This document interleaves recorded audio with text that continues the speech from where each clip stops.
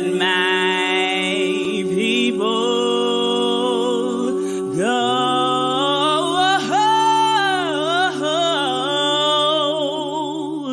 Go down, Moses,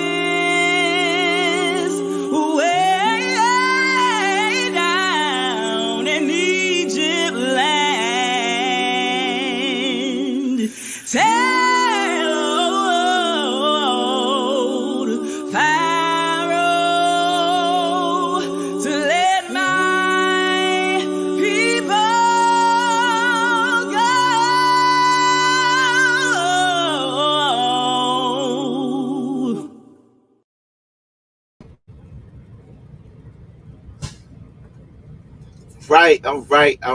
All right. Mic check. 1 2 1 2 1 2. Hopefully, everybody should be out there. Should be able to hear me.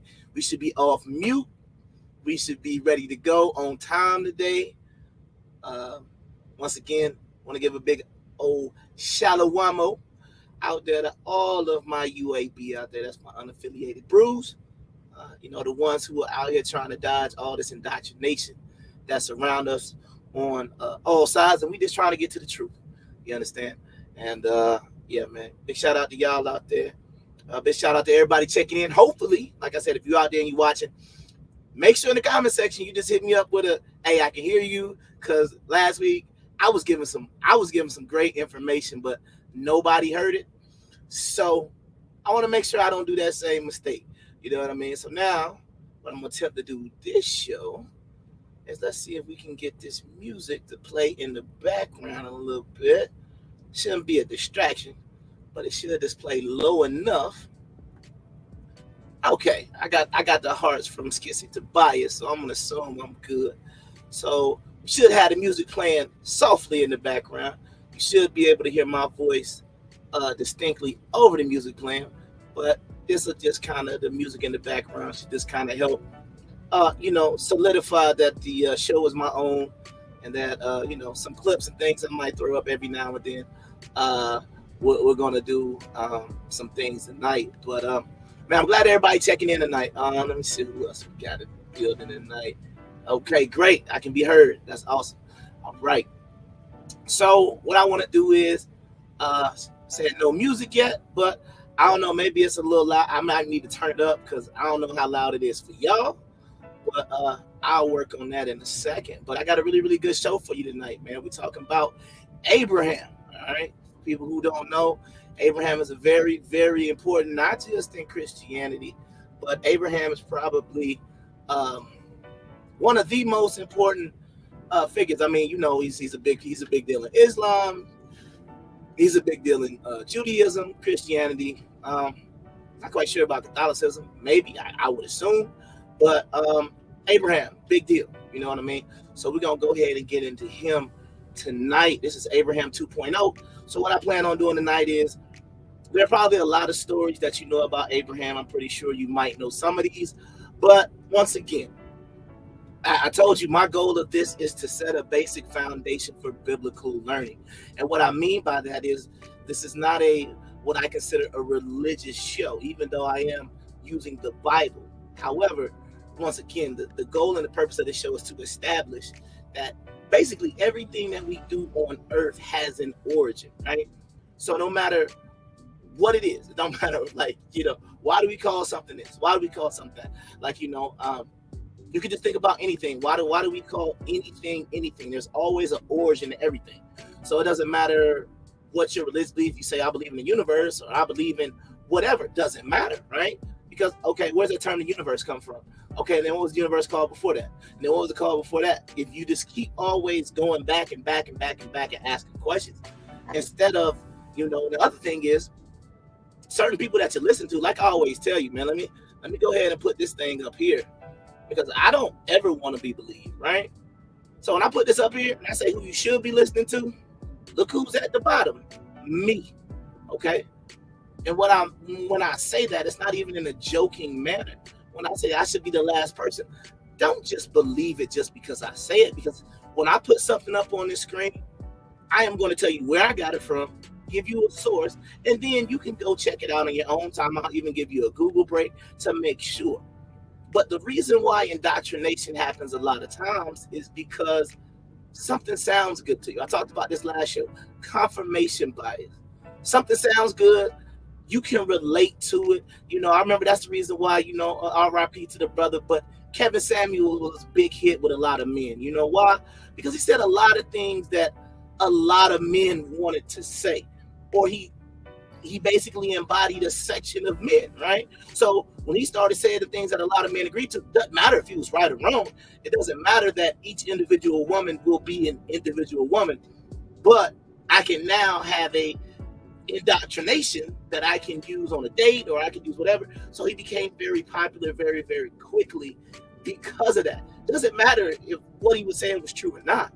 It's irrelevant. The bottom line is, can you prove what you're saying? And when it comes to something like relationships, I always say, man, everybody is, I'm an individual. How can somebody tell by watching the video, oh, this is how you're supposed to be treating your husband, this is how you're supposed to be treating your boyfriend, whatever? It doesn't really make a lot of sense to try to get generic advice based on specifics. So I ain't gonna talk too long this morning because I got a lot to cover, because like I said, I want to give Abraham his due respect. This might be a little bit of a longer show tonight. Not that long, because I don't like to go past. I ain't been past an hour yet, and I told y'all this ain't gonna be church. So this is more like Bible study, the old school Bible study, which was Wednesday nights between like 7:30 and 8:30. So we not going that long, but let's get into Abraham 2.0. All right, man. My opening discussion that I'm just gonna spend a little thing on, because I kind of ran it on some other stuff. A spiritual journey, right? It should be like a fingerprint, basically meaning everybody has their own individual spiritual journey, whatever that is. I'm not here to tell you how to believe. I'm not here to tell you what to believe. I'm not even telling you to believe God is real or anything like that. That's not the purpose of this show. I am not somebody's pastor who's trying to get people to, salvation and things like that. This is like an informational, educational show based on something, like I said, that for thousands and thousands of years, people have died over, people have killed in the name of, people have been enslaved in the name of. I just feel like we should have a better understanding of a book that is that important. And 75% of the planet is connected to the guy we're talking about tonight, which is Abraham or Ibrahim, or an Ibrahimic religion. Then if 3/4 of the planet is believing in this, we probably want to make sure we can know what we're talking about. And it shouldn't just be because I said so, or because my pastor said so, or because this guy on YouTube said so. Whoever, this guy's on the street said so. You should be able to prove everything you say. And if you can't do that, then you got to at least be able to build an argument. And the argument can't be based on something like that. So when it comes to a spiritual journey, my goal, like I said multiple times, is to prove, yes, my goal is to prove everything on this planet comes out of this book. Okay. And one thing that we got to understand about this book is this book, the way we learned it was incorrect, because we view the Bible as a whole entity from Genesis to Revelations. I talk about the Apocrypha. You understand what I'm saying? But if you look at Genesis being a separate book than Exodus, and Exodus being a different book than Deuteronomy, and so forth, it's like, oh, it's a compilation of holy scriptures, right? Then our understanding can begin to evolve, because we're not trying to piece everything together the way it's been taught to us. Like somebody said, oh, I believe everything in the Bible is true. I'm not saying everything in the Bible is not true. I'm just saying, if, I'm a big comic book fan, y'all been watching me for a while. Y'all know I used to do the comic book show and all of that stuff, right? So if I'm watching a Marvel movie, right? And one movie they have one director, and another movie they have another director, then guess what? It could be the same story, it could be similar, but there could be what they call continuity errors. And why is that? Because we have different authors. The Bible wasn't written by God, okay? It wasn't. He didn't just create a magical book, send it down to earth, and that's how we got it. No. Some people kind of even talk about like, oh, so you telling me it was somebody sitting around watching the earth and stuff? No, I'm not saying that either, right? So we got to understand the way a lot of people respect history, right? It's passed down verbally until it was eventually written down. So that's what we got to do. We got to respect the oral traditions that were finally placed to paper. Okay, so that's just the reason why I'm saying you basically just got to understand, like I said, what you are trying to accomplish, right? Because like I said, I'm not going to tell you that Islam is better. I'm not going to tell you Judaism is better. I'm not going to tell you anything is better, right? If what is working for you, like I say, if you go to a church and that pastor is giving you what you need, by all means, continue to go and support that pastor. If you're going to temple and that rabbi is giving you what you need, then by all means, continue to go.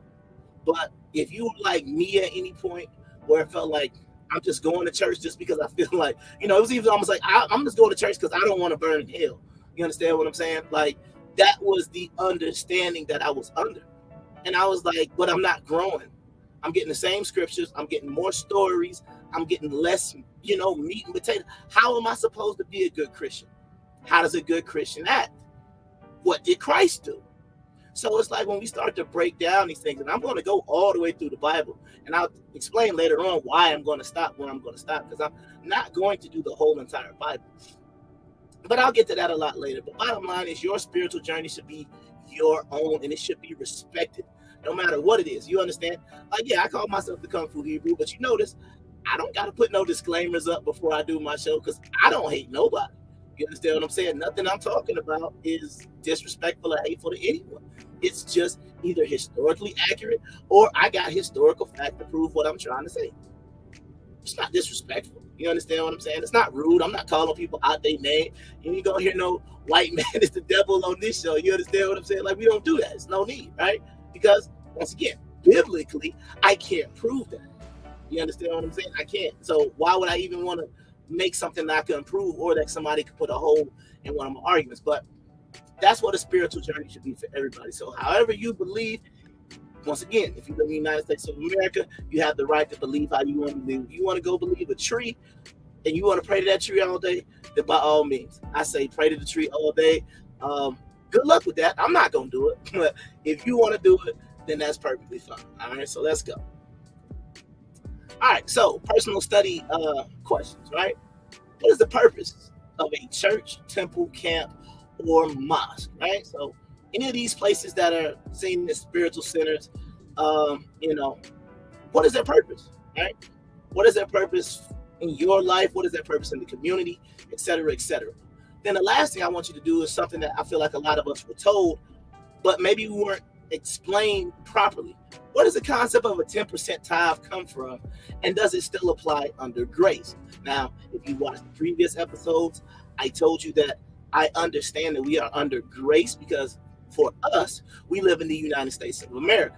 So, well, some of us, right? Some of y'all, shout out to all my people in Ghana. Eti say, what up, Prince, Nana Ose, what up, Gertrude? Y'all know what it is. I understand when people use the term grace, and grace was a term that was penned after the Messiah died, okay? But you got to be able to show me after the resurrection, right? That means after Matthew, Mark, Luke, and John. I'll give you the rest of the New Testament to explain to me where this 10% number comes from. Because we shouldn't just be doing things if we don't know the origin or the source of what we're doing. And if you want to believe like I believe, and I believe the Mosaic law still exists, and I believe the old Mosaic law is still in place because that is how we define sin, then that's what it is. What up, Miss Shannon? How you doing? All right. That's what I believe, right? So once again, we're going to believe. All right. So you need to think about where that concept of 10% goes. And for some people who say the Mosaic law is no longer in existence, then what I say is, well, the Mosaic law is still in existence. You got to explain to me how I'm supposed to be giving my money to anybody, except for I can explain to you why I can give money to strangers, why I should be giving 10%. Well, I can do a lot of things because I can go to a specific law and bring it out. But if you just say, oh, you're supposed to give 10% because maybe something I'm about to discuss tonight, don't fly, because you don't practice everything else, right? So it's just something to think about, okay? Let's keep going. All right, as always, using the Amplified Bible, 54 book complete apocrypha. I know some people like to use what is it, 14 extra books, but I'll take the extra 54. Now, when I say the extra 54, it doesn't mean that I'm telling you that what I'm reading you is true, accurate, or anything. Like, I'm gonna give you some stories tonight that I'm pretty sure you've never heard of, but I think they're good stories. I think they can kind of give a little bit more detail to some possible explanations, because the one thing about the Bible is it's a book of stories, it's a book of laws, it's a book of history, right? But history doesn't necessarily give you like filler information. What was going on in between? Like, so you had Noah coming out the ark, and then like he got drunk and all the rest of that stuff, right? But okay, between that and Abraham, like what was going on, or anything? Oh, like story of Jacob and Esau. Why was Esau so tired that he felt like, what I'm saying, he was willing to sell his birthright for a cup of soup? You understand what I'm saying? So this is why I like the apartment. Once again, not gonna say it's true, not gonna even say somebody didn't just make it up. All I'm gonna say is I like the story, so I'm gonna tell it to you. And that's what it should be seen as, right? As always, the antiquities of the Jews, right? This is one of my favorite sources to use because, like I said, we're talking about before 100 AD, this book was written, okay? And once again, he never refers to the Bible as the Bible. He just says in our sacred text, whatever. So I really, really like his version, if you want to call it, of a way to basically be factual. Because if you want to give me some receipts from an author from the 1900s, that's fine. But I always like having that old receipt, because I'm like, well, if my source is older than yours, I'm going to go with my source over yours. So let's keep going. And then once again, we're trying to develop research tactics, right? If we're learning about the Bible in English, right, then we need to know the original Hebrew, how it was translated from the original Hebrew, the original Aramaic, the Assyrian Hebrew, the Paleo Hebrew, the Greek, whatever. We need to know how these books, instead of just saying, "Oh, I just believe that God just gave the people at the printing press. They just did the right thing." No, I don't trust people like that.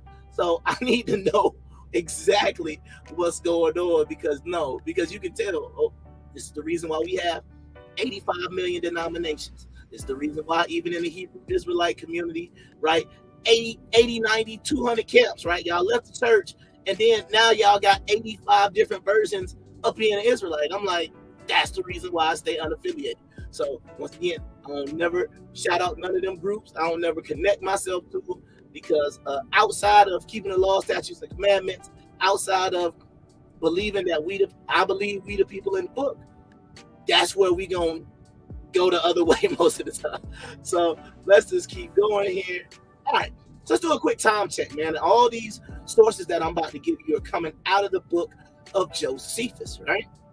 So once again, I'm gonna go ahead. I got my books tonight, man. Shout out to Amazon Prime. Y'all should be paying me, but Antiquities of the Jews is the book I'm reading, all right? So, quick time check. Based on the book of Josephus, he said the world was created around, now I don't even know what AN stands for, so I'm just gonna start counting from whenever that starts, okay? So whatever AN means, once again, I don't know what that means. I could probably Google it, but we'll just say the year 4484, and it goes down, okay? So it said the world was created in around AN 4484.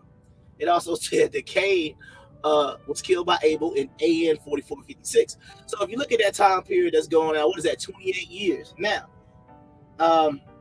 if we are going to go on the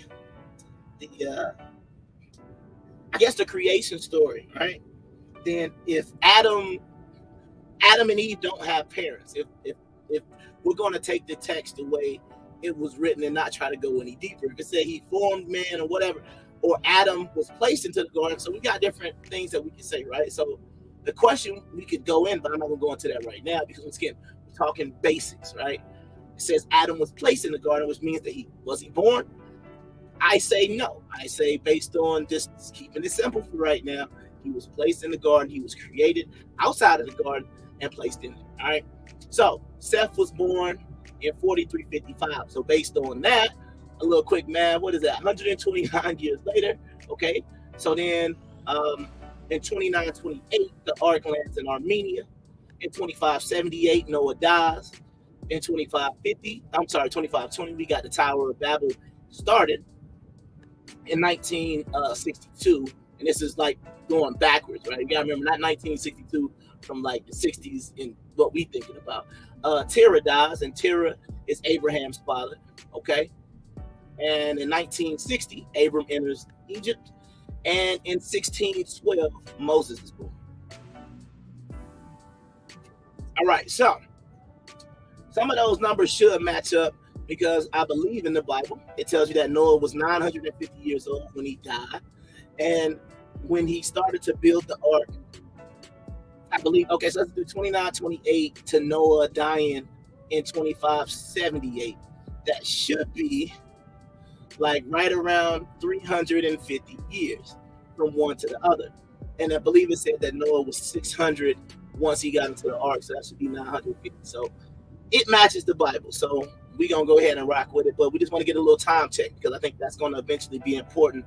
So when I start comparing what's going on with all these other civilizations, right, you got to remember, based on what I'm looking at, what are we talking about? Almost 2,500 years have passed right now.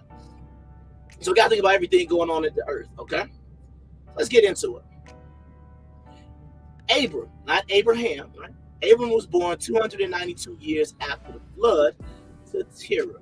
Okay, so once again, if Abram was born 292 years after the flood, based on what the antiquities of the Jews, that's what ALJ means, so everybody can check in.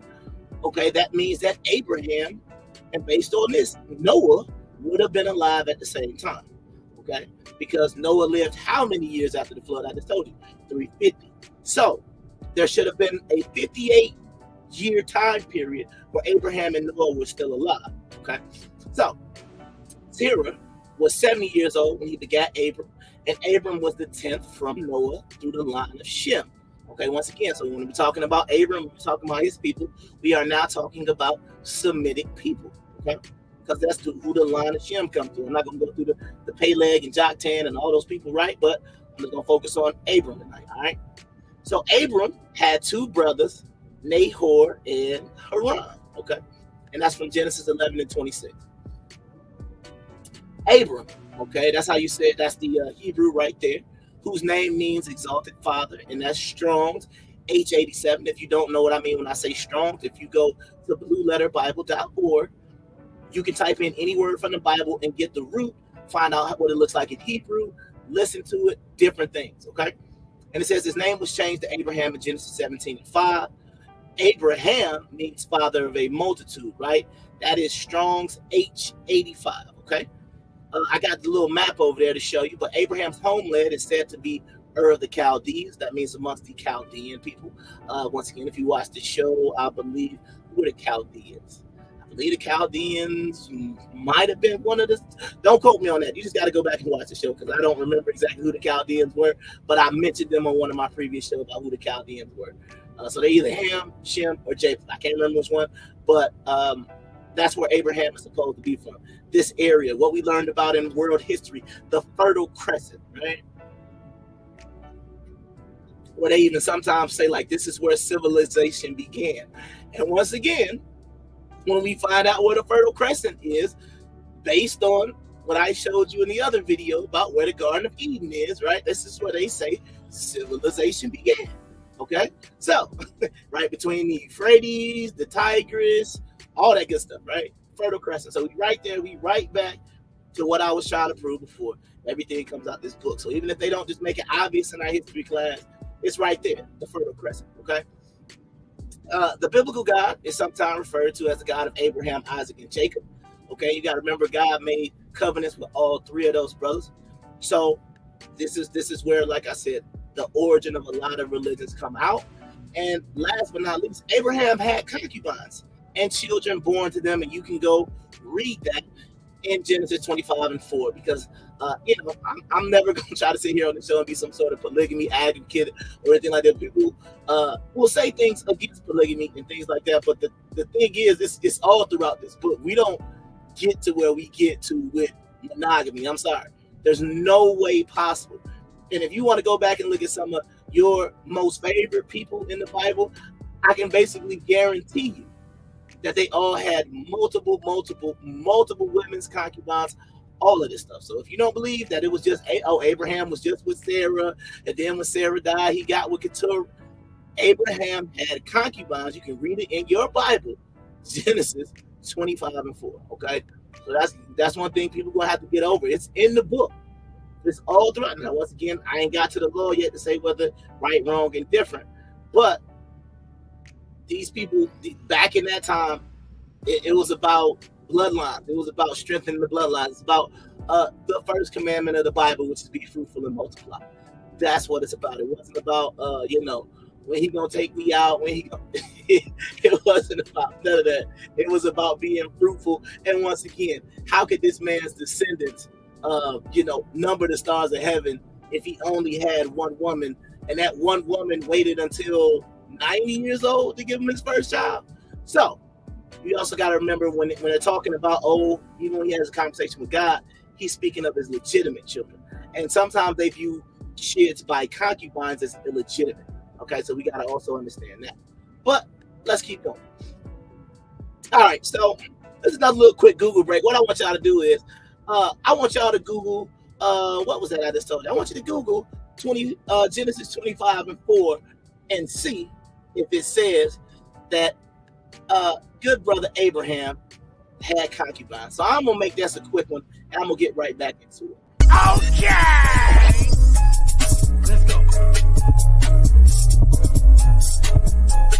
Okay. Let's go. Okay.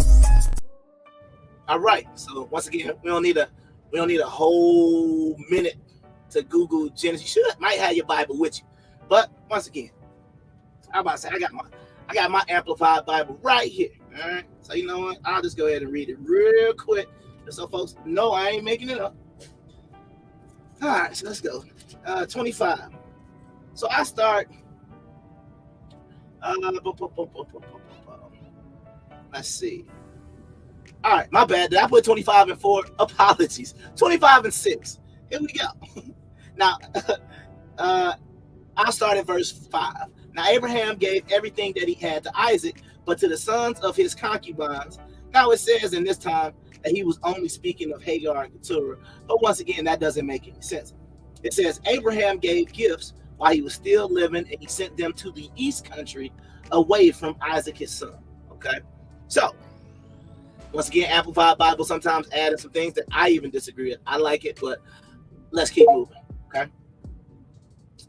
Abraham and Nimrod. Okay, I'm gonna give you a quick little story real quick about Abraham and Nimrod. I talked about Nimrod in one of these other shows, and I even talked about, like, there's a story in the book of Joshua where he gets killed by Esau. Right. So I'm gonna give you a quick little Abraham and Nimrod story real quick. The book of Jasher, chapter 8, speaks about an astrological phenomenon where a great star coming from the east swallowed up 4 great stars from the 4 sides of heaven. This phenomenon was determined to be Terah's son Abram, who was born that night. Okay, so Nimrod ordered Terah to bring his son to him so he can kill him, and Terah replaces Abram with one of the sons of his servant. So basically, what happened was they said Terah's son would eventually kill Nimrod, right? Because that's what the 4 stars represented. So he gave him one of his servants' son, gave it to Nimrod. Nimrod basically body slammed it, crushed the baby's head into the ground, and he figured that he was going to be dead. Okay. So then it says after that, Abram lived with Shem and Noah for 39 years. Now remember, once again, we talk about the book of Jasher, but I just showed you that based on the timeline, Abraham should still be alive for at least 58 years of Noah's life. Okay. So it says Abram lived with Shem and Noah for 39 years and learned the ways of the Lord. Okay. It says Abram returned to his father's house only to destroy his idols, which angered Terah. So he confessed to Nimrod about his deceit. Okay. So basically, it's a little story about Abraham and his father Terah worshiped idols. He had 12 idols. Okay. And he basically had this thing where he brings the idols meat, and they don't eat it, of course, because they're idols, they don't live, right? So he brings the meat in and he sets it in front of the gods, and they don't do anything. So Abram was destined, because remember, he's been learning about the ways of God from Shem and Noah based on the book of Jasher. So he comes back and he destroys all the idols, and then he puts the hatchet. It was apparently one guy that was larger than the other one. So he puts a hatchet in his hand. And basically what he was trying to say was like, yeah, the big guy destroyed all the other guys because apparently they tried to eat the meat before him, and he was supposed to eat first. So his dad got mad and went and said, oh, basically told on himself and said, hey, I lied. That kid I brought you was my servant. I'm sorry. But look what my son done did. He done destroyed my idols, right? So then Nimrod said, well, who put you up to it? So his father blamed it on his oldest son, Haran. Okay, so basically what they said was, this kind of like goes back to the story of Shadrach, Meshach, and Abednego. So they threw Abram and his brother Haran, allegedly, into this furnace, okay? And of course, Abraham doesn't die. Like the things that bound him burnt off, but he basically still had his, as they say, his loins were still covered, okay? So he was in the furnace, I think, for 3 days, and then he finally comes out and he basically says, hey, y'all need to start following God, X, Y, Z, blah, blah, blah. So this kind of is, to me, a very interesting story because of the Shadrach, Meshach, and Abednego. And if you know who that is, that's, I believe, in the book of Daniel, right, where they talk about the 3 brothers that wouldn't bow down to the gods, the Babylonian gods, or they wouldn't bow down to Nebuchadnezzar. We're going to get to that story eventually, but we got a long way to go before we get to captivity and all the other stuff. So, yeah, so I thought that was just a little cool story about, number one, Abram being in a fiery furnace, kind of like that, him being saved from the furnace, things like that. Now, the one thing that I will like to point out is it's very interesting when I get to this, I believe it should be in my next slide, right? Abraham and Canaan, right? So if you watch the show, you should know who that is. That's the dude that plays Canaan on the Power series. So that's a little joke. So whatever. All right, so let's get on to it. Abram married his niece Sarai, who was the daughter of his brother Haran, okay? And it says that Abram entered into the land of Canaan when he was 75 years old. It also says Abram adopted Lot as his son. Now, you got to remember, Lot, or we're going to find out that his name is not actually Lot. I'm going to get to that in a second. But I'm going to say Lot for right now. He adopted him as his son because, remember, based on the book of Jasher, his brother died in the furnace with him. Now, the Bible doesn't say anything about this whole story, but it does say his brother did die while they were in the land of Ur, okay? So, also, once again, Josephus, the reason why I like to do this, because he leaves multiple receipts across multiple cultures. So, Josephus says the existence of Abram was confirmed by Babylonian historian, I believe that's Beresus, Nicolaus of Damascus, and Greek historian Hegatius, okay? So he gives you 3 major cultures, right? Babylon, Damascus, and Greece, saying that they all confirm the existence of Abraham, okay? Now, if you get into the book of Josephus, you can go into what it actually says, but once again, 3 cultures confirming what the Bible is saying, okay? All right, so then we got Abram in Egypt, okay? So, it says Abram went into the land of Egypt because of a famine in Canaan, and this happened around the year 1960. Now, the AN year 1960, right? And that can be found in the Antiquities of the Jews, book 1, chapter 8, section 1. Okay, and it says that, and once again, it says that Josephus, this is what he's saying now, claims that Abram taught the Egyptians arithmetic and astrology, okay? Because he said they were unfamiliar with those things before Abram brought it in there, okay? So once again, I'm just, like I said, I'm just going through the book of Josephus as my source on that. So he's saying before Abram got there, Egypt didn't know anything about arithmetic or astrology. I beg your pardon? I beg your pardon? Yeah, Dr. Umar. So apparently, yeah, Abram at the time, still named Abram, taught Egyptians everything they know about that. So the people who want to tell me the 12 tribes of Israel are the 12 zodiac signs and all of that stuff, I'm like, yeah, okay, keep trying it. I mean, you can try it. It fits for Judah, right? Because Judah, the line of Judah got it. That's Leo's. Okay. Now, which tribe is Scorpios? I'll wait. Okay. Now, which tribe is Jim? That it only works with Judah and Lee. Okay, got it. That's what I thought. All right, but once again, man, I ain't here to beat up on. I ain't even here to beat up on the conscience of the Kemetic community because we gonna find we brothers anyway. So ain't even no point of hating y'all too. Because some of the stuff y'all say is Anyway, let me stay focused. When they entered Egypt, Abram told Sarai to tell everyone that he was her brother. Now, once again, I'm gonna get into something a little bit later, but apparently. And I'm gonna get to that on the Sarai or the Sarah slide. Okay. Now, based on the book of Jasher, this is when Hagar, right, was given to Abram at this point. Because if you remember what happened in the story, the king took her, and then the king, the angel started beating up on the king every time he tried to touch Sarah. Now, you got to understand, right? 1960, I believe at this time, Sarah would have had to be like 68 years old. So if she was just that fine, I mean, we're talking about an exceptional level of fine that the Pharaoh of Egypt or the king of Egypt, whatever it was called at that time, is trying to get with this 68-year-old woman. Okay, because that's what Abram was like. He was worried about getting killed. Sarah was so fine. So I got a little caveat on that too. I'm gonna get to that. Okay. So now let's talk about Sodom and Gomorrah. Okay, Sodom and Gomorrah were two cities located near what was called Lake Asphaltitis at the time, that were eventually destroyed because of their unrighteous behavior. Okay, that's found in the Antiquities of the Jews, Book 1, Chapter 9. Okay, it says at the time the Assyrians were in power in Asia and made war against the 5 kings of the valley. Okay, the 5 kings were defeated and Lot was taken captive by the Assyrians. Okay, Abram rescued Lot and the captive Sodomites with 318 of his servants and 3 of his friends, Aner, Eshel, and Mamre. Okay, and that can be found in the Antiquities of the Jews, Book 1, Chapter 10, 1-3, or you can see it in Genesis 14 and 24. That's where it names his 3 friends.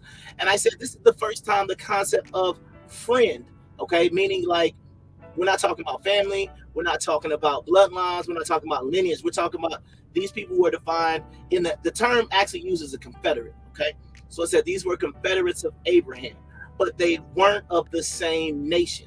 So this is the first time in the Bible that concept is used. Someone outside of your own nation.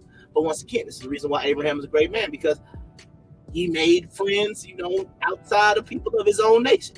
Okay, so this is that time, that confederate, because like I said, I forget. I know one of them was like, I want to say Hittite or Amorite. One of them was an Amorite. I know that much. But let's keep going, okay? All right, so the king of Sodom met with Abram in the king's den where he was greeted by Melchizedek. All right, this was the king of Salem and priest of God, okay? Sodom is later destroyed because of their simple nature. God said he couldn't find 10 righteous people in either city. That's Genesis 18, 20-32, because he basically said, him and Abram was going back and forth because a lot of people don't want to talk about this because of what the term Sodom or Sodomite means in current context, right?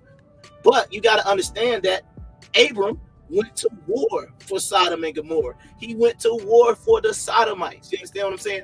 Like, go back and read it in Genesis. That's what he did. He went and rescued them, right? Because there were other 5 kings, I believe, like one of the biggest ones, probably like Chedorlaomer or something like that. So we got these different kings that he was going up, but he took his 312 servants and his 3 friends, and they went to war over Sodom.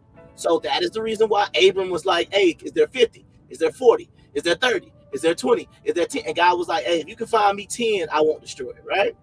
But then we know the story of when the angel showed up and Lot was at the gate, and he brought him in, right?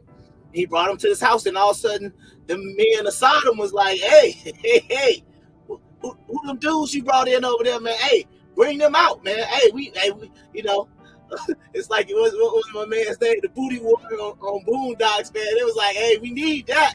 You know what I'm saying? Them boys in Sodom was going crazy. And even Lot was like, yo, I got 2 virgin daughters in here. If y'all leave them alone, y'all can have my brother. It was like, nah, we want that. We want that angel. I was like, but it's a wild boy. And the angels had to go out there and strike him. They smote him with blindness. You understand what I'm saying? So Sodom was just a very, very sinful place. Okay. And then we all know about Lot's wife, who turned into a pillar of salt And this is something I want y'all to think about, right? If you've ever heard of the Dead Sea, okay? They say the Dead Sea is the saltiest like body of water, I believe, on the planet. But they try to do some sort of reasonable explanation of why it's like that. But I'm just going, once again, let me throw my disclaimer up here, right? Last person you need to be listening to is me. However, if you can Google, oh, not that one, sorry. If you can Google where the Dead Sea is, it's surrounded by land on all sides and it's fed by a freshwater Jordan River. So is it possible that it could be Lot's wife regenerating, which is causing this place to be the saltiest place where they say you can't even really swim underwater, you'll just float. It's that salty. And you gotta think about it. Let's just say Lot's wife was, I don't know, 120 pounds of woman, right? So 120 pounds of woman turned into a pillar of salt that just keeps regenerating over time. I'm gonna say that's the reason why the Dead Sea is the way it is. But once again, you can take my opinion with a grain of salt. Somebody can go look it up and they might have some sort of explanation for why the Dead Sea is the way it is. But give me an explanation. It's being fed by a freshwater river. Well, you know, it's salt deposits under the, okay. Oh, but it's saltier than the ocean. All right, okay, cool. I mean, if that's what you want to tell me, but I ain't buying it. And it just happened to be, like, let's go back to the map real quick, right? Look at where Sodom and Gomorrah allegedly was located, right? So, if you look on, I don't know if you can see my little mouse, right? Look at where Gomorrah and Sodom is. It's right there on the Dead Sea. It's right there. So, once again, you don't have to believe me. You can believe what you want to believe. You can go Google, why is the Dead Sea so salty? And they can talk about limestone or whatever deposits. Why is it that salty in the middle of, but okay. And yeah, pause to that picture up there. But that's what was going on inside of it, man. That's what was going on in that thing. So I don't want to hear nothing, man. Y'all, that's where the term comes from, man. Here we go. All right, man. So let's get into some of these people in the Bible that were connected to Abraham. You got Lot. All right, Lot is now Lot actually is not pronounced Lot. It's actually pronounced Lot. Okay, and if you go to the blueletterbible.com and listen to what it sounds like, it's not Lot, it's Lot. Okay, so after this point in time, the same way I don't use the term, I try not to use terms like black people, white people, Europeans. I like to talk about your ancestors and your forefathers based on the other shows that I have. So I'm gonna start calling him Lot from this point on. All right, so Lot, he was adopted son of Abraham, but he was actually his nephew through his brother Haran. All right, he is the father of the Moabites and the Ammonites after sleeping with his daughters. All right, so after not the Tower of Babel, but after Sodom and Gomorrah were destroyed, they went into this cave, and his daughters believed that the world was destroyed. And the part that I always find kind of funny is like, well, y'all believe the world was destroyed. Where y'all get that wine from? You know, it wasn't no 7-Eleven. Y'all can go grab some MB 2020 or some roses real quick, but they still had some wine. So I guess Lot, you know, might have had it on the back of one of the camels as they were leaving or fleeing Sodom. They just, I ain't gonna say luckily had no wine because gross, you slept with your daughters, but whatever. So they got them drunk, and because they believed that they had to repopulate the earth, and that father Lot was the only one that would be able to do it. So he is the father of the Moabites and the Ammonites. All right. Who are the Moabites and the Ammonites today? No clue, right? That sounds like, don't care. I'm gonna probably say somewhere, you know, Middle Eastern people, Arab. We'll get to that, but let's keep going. So let's talk about Ishmael. All right, Strong's 34:58, which means God will hear. Okay, this Ishmael was born to his Egyptian mother Hagar around AN 1950, and that's from the Antiquities of the Jews, Book 1, Chapter 10, Section 4. It says Ishmael is the ancestor of the Arabian tribes, and he was circumcised at the age of 13. So real quickly, I'm just going to talk about circumcision for 15-20 seconds. You have to understand the makeup of the people on the earth right now and why, in my opinion, once again, you know my opinion, right? why circumcision was ever brought in to begin with. It was because we were dealing with people who were probably looked pretty much the same. So how could you, because it said to protect his posterity, right?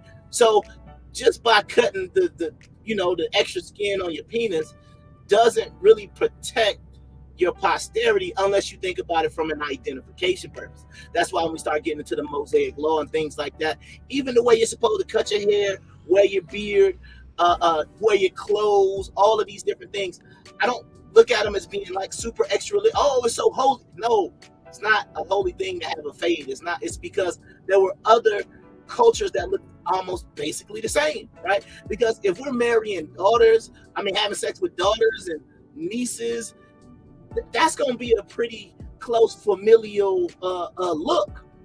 Because you got to remember, we all originate from somebody. So you got to kind of think about that. So yeah, like I said, he was circumcised at the age of 13. And at the time, Josephus said this is the reason why Arabians circumcised their children. I don't think Muslims, I'm not sure if they circumcised at the age of 13, but at the time, Josephus said that the Arabian people were circumcised at the age of 13 as well, in honor of Ishmael, because Ishmael is a very important figure in Islam. Okay, Ishmael basically has a very important role to play in the Islamic faith. Okay, I believe in the Islamic faith, I believe they say him and Abram, they didn't build Mecca, but they did something with Mecca. Like I said, I'm not an expert in Islam, and I'm not going to even try to be. So just know Ishmael is very important. He had 12 sons, kind of sort of like the 12 tribes, kind of parallel or whatnot. But God also blessed Ishmael as well. Okay. So I put away this nail from the tent, right? Because once again, in the book of Jasher, it's a very interesting story, because once again, if you're just reading straight in the Bible, it basically says like, so she had a baby, everybody was happy. Then all of a sudden it seemed like Hagar started walking around kind of feeling herself. Like the first time she was pregnant, like, oh yeah, you've been with Abram all this time. And yeah, I done got pregnant like first time. You see what I'm saying? Caused a little stress and strife. And Sarah was like, hey, she got to go. So then she sent her out into the wilderness. The angel of God saved her. They came back. She was born. Ishmael was chilling for about maybe 13, 14 years. And then Isaac was born. But we'll get to that in a second. But to put away this nail from the tent is something that it was a story I really, really like, because it makes sense to me, right? Once again, we're going into the book of Jasher.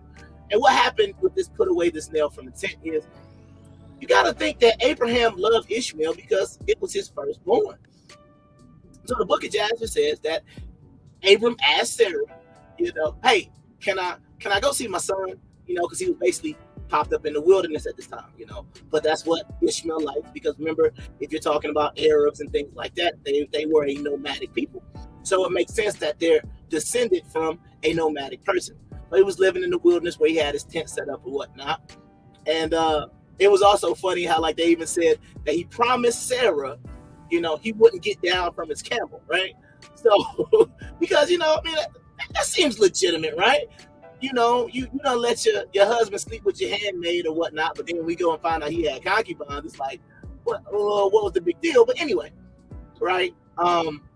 If you think about it, it's like, that sounds like something a black woman would say. Hey, you can go see your son, don't you get off that camel. You understand what I'm saying?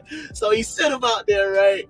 And he goes and sees there, and apparently the first wife that Ishmael got was terrible, the Egyptian, right? She must have been terrible. Because it talks about when Abram got there. Now you got to realize Abram is a big deal.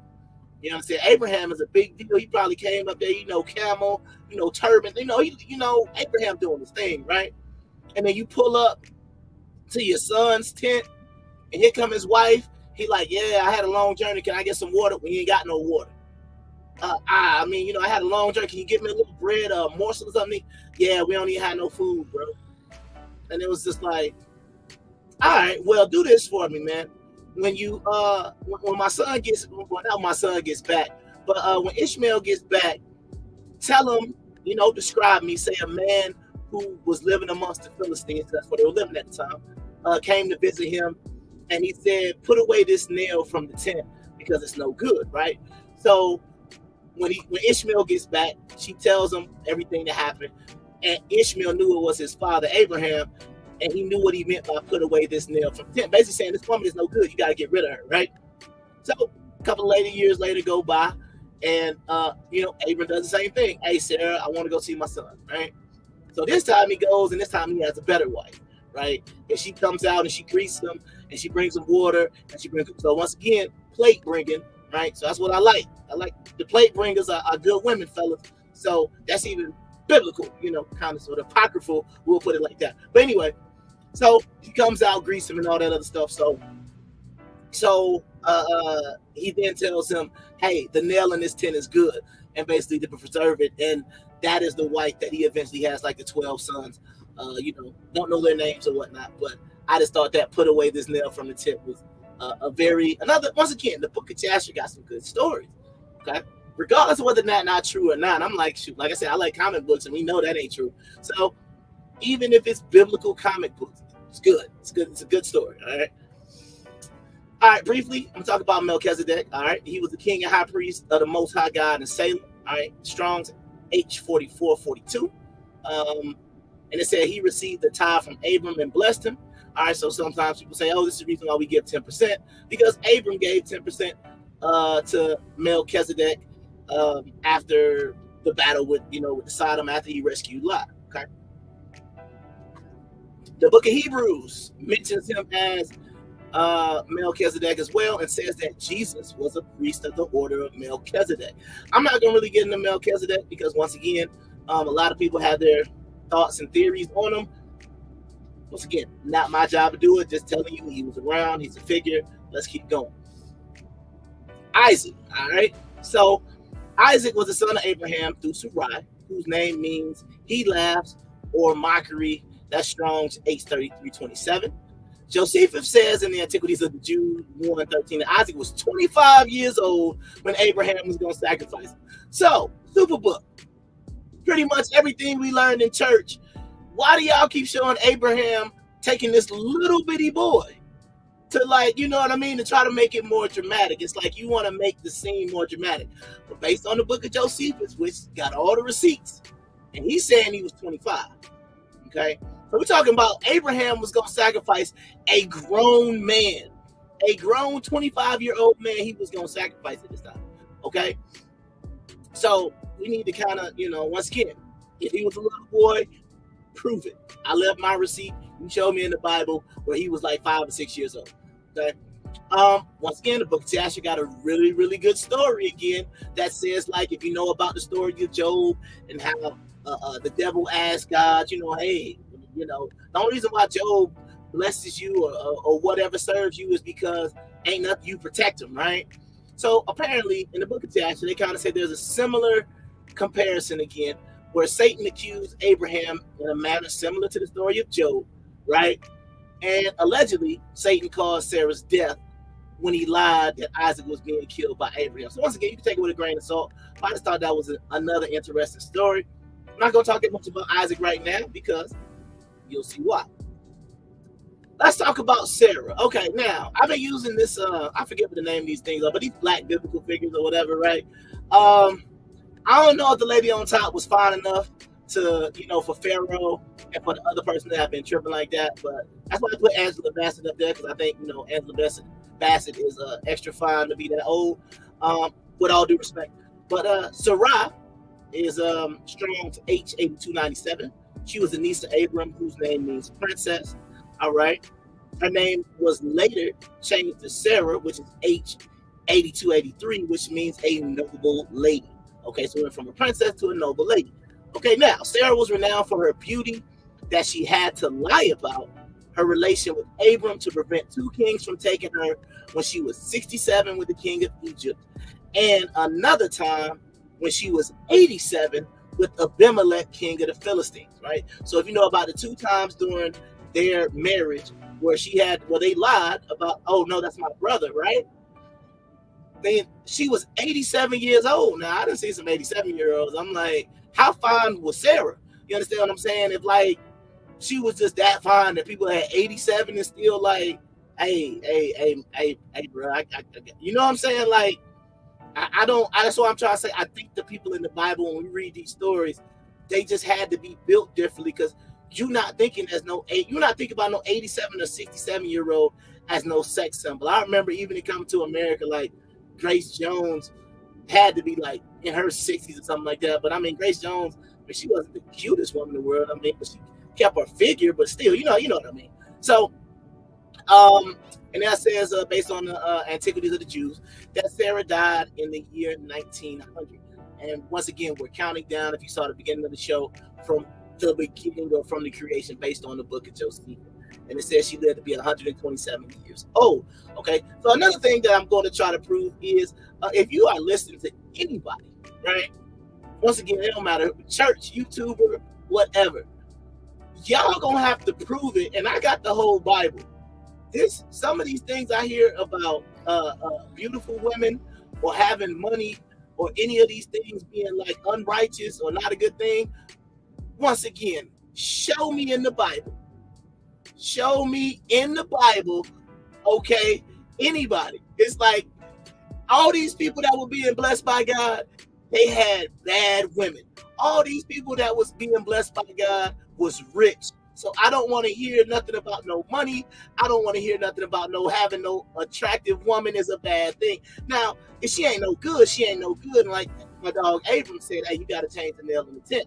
But you should never, to me, I'm going to even go, that is a simp ideology to say you got to have a busted woman because ain't nobody in the Bible. Jacob didn't have one. Isaac didn't have one. Abraham didn't have one. David didn't have one. Solomon didn't have. I can keep going on and on and on because what they always, she was of a comely appearance. David lost his religion over how fine Bathsheba was. You see what I'm saying? So, like, stop it with this nonsense, all right? Let's get into it. Keturah, all right? Keturah is 869-89, and this was the second wife of Abram, whose name means perfumed or incense, right? So that means Keturah must have not only been looking good, but she was smelling good also, okay? It says she bore Abraham 6 sons, Zimran, Jokshan, Medan, Midian, Ishbak, and Shua. Josephus says these sons, I don't know why I put sons, but hey, that's an error, occupied Troglodytis and Arabia Felice, okay, which means happy Arabia. And it says a troglodyte means a person who lived in a cave, and that's important for this next part, okay? Epher, Aphra, or Aphor, which is going to be strong 6081, whose name means calf, was the grandson of Abraham through Midian, which the continent of Africa is named, okay? So, some people say, oh, no, it means land of the free, right? And it says, okay, cool. I'll go with that. This also matches the Berber translation for land of the free, right? Because once again, look at that. IFRI, and we got these different types of translations. The PH being turned to an F, we know how simple of a move that is, which means cave. And what did I say? They said that they were troglodytes, all right? Troglodytes, or they were in the land of troglodytis. And what is troglodyte? What I just say that means? A person who lived in a cave. And it just happened that free means cave. So once again, like I said, I don't have no problems with the Africans, because when I talk about Africa, I'm just talking about the lineage of Abraham. So once again, this was confirmed not only by Josephus in Antiquities of the Jews 15:1, but you can also check Alexander Polyhistor's Upon the Jews. So now when you start realizing, like, why was Rome burning all these libraries? They had to burn all the receipts. You understand what I'm saying? A lot of these things start to make sense. I ain't even got to why the Crusades really happened, in my opinion. I ain't even really got to why a lot of these Arabian nations just pretty much occupied the Middle East for a little bit. But one theory that I do want to kind of throw out there real quick is based on this next slide. So Abraham's descendants, Ishmaelites, Israelites, Edomites, Arabians, and Sapphians, right? These are the lineages of Abraham, right? Now, if you look at these people in this picture, extra black, right? Extra black, like you know what I'm saying? Like, look at me, right? You know, I'm a chocolate brother, right? But them dudes on, like, that way, right? Extra black, right? So these are the descendants of Abraham, right? But let's think about this for a second. It said that Abraham had sons and concubines. He had Ishmael, who he sent away, right? And if Ishmael is known as the father of the Arabians, then maybe if you start going down, why was Arabia kind of have like a beef with Israel eventually, a beef with some of these other people, is because they looked at it as they were being castaways from their father Abraham, right? It kind of starts to bring everything closer. This, like I said, once again, this is a theory I'm imposing. But if you look at where a lot of the Arabian nations and things like that, they came out of Abraham, and they were from Keturah and Ishmael. Okay, so if that is true, it would make sense for his descendants to have a it would make sense for his descendants to do what he needs to do. Miss Shannon says they look good with a T. Okay, well, no doubt, but that's what I'm saying. That is what you would have been seeing around that time. So these are Abraham's descendants. All right, so let's keep going.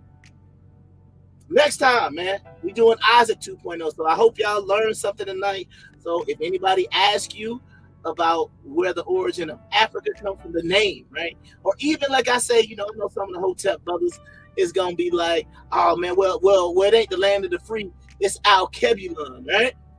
It's Al Kebulon. It ain't that. It's Al Kebulon. No, that ain't it. It's Al Kebulon. I'm like, all right, that's fine, right? Google what Al Kebulon means, and you'll find out it means the Garden of Eden. So either way you want to go, brothers, it don't matter. It's all gonna come back to it's right here for you. So, once again, it's all love, man. But this is where all the African stuff comes from. I beg your pardon. I beg your pardon. So, like I said, man, shout out to Dr. Umar, man. I'm gonna be discussing the life of Isaac and showing parallels between his adult life and the life of Abraham. All right. Next time, I will be getting on a. I don't want to say it's a little topic in the Hebrew Israelite community, right? But I'm gonna touch on it. All right. It's Esau, and I say the so-called white man. All right. If you watch my earlier videos, you pretty much know what I'm gonna say on that. Did Jacob obtain his blessing in a deceitful manner, or were his actions justified? I'm going to go into that, the blessing, right? Because you remember what happened. But I'm going to get into that next week. But like I said, you got to tune in next Friday to find out. Man, once again, you can follow me on all these social media platforms. If you're not following the channel Libre TV on YouTube, you can follow me at Kung Fu Hebrew on Twitter. Or if you have a question, I'm gonna try to do my I got some segments I'm trying to do because I had to get my editing back tight. But you can also email me a question that you might want answered on air at the Kung Fu Hebrew at yahoo.com.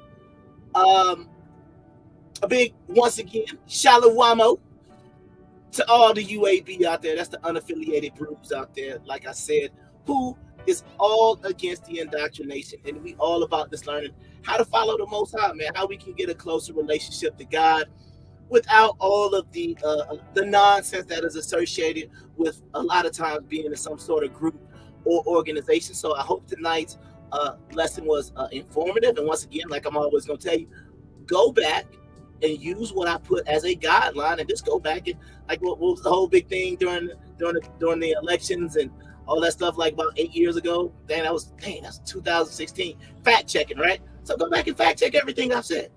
And at least if I'm wrong, I at least left you the source to say that I'm wrong. So just go back and, like I said, as we continue to try to improve our walk, because regardless of, like I said, where you fall on the spectrum of beliefs or whatever the case may be, you should know how you believe it. And I'm only focusing on, the Bible as your source of, as your beliefs, as their like standard guidelines and principles for belief. So like I said, if you practice Quran, great. I'm not doing anything with the Quran. If you read the Talmud, I'm not doing anything with the Talmud. If you read any other holy book or whatever, that is what you're doing. But this is a biblical based show, and we're just trying to establish a foundation for right now. So this show is going to be a little bit longer than normal, but we talking about Abraham, so we got to give Abraham his full respect, because he pretty much the father of everything we see around us from a religious perspective. 75% of the world, once again, believes in a religion where this guy is basically can be called the father of it. So with all that being said, man, y'all be blessed. Y'all be safe out there. And hopefully y'all see more of you back next week as we continue to grow, man. Shout out to Boo Boo Gertrude out there, man. She been out there hustling for your boy. I think she got me about an extra 34 subscribers or something today, man. So the subscriber looking a little extra beefy today. So I gotta thank Gertrude for that. What else I got? Yeah, man, that's pretty much all I got. Peace and blessings, and until next time, man. I've been the Kung Fu Hebrew. Shalom.